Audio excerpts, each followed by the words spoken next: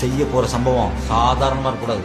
ஊர்ல இருக்க ஒவ்வொருத்தரும் அலறணும். இந்த படை செக்சிஸ் மன்னரின் சிறப்பு பாதுகாப்பு படை என்று கூட சொல்லலாம்.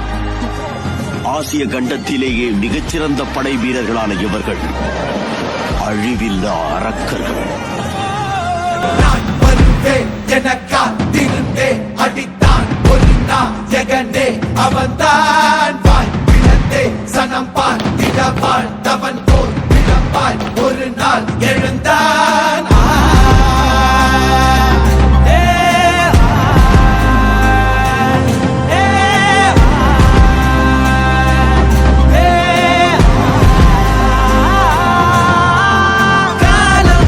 எல்லாரின் மீதும் கல்லாகி மூடும், அப்போது யார் எழுவா?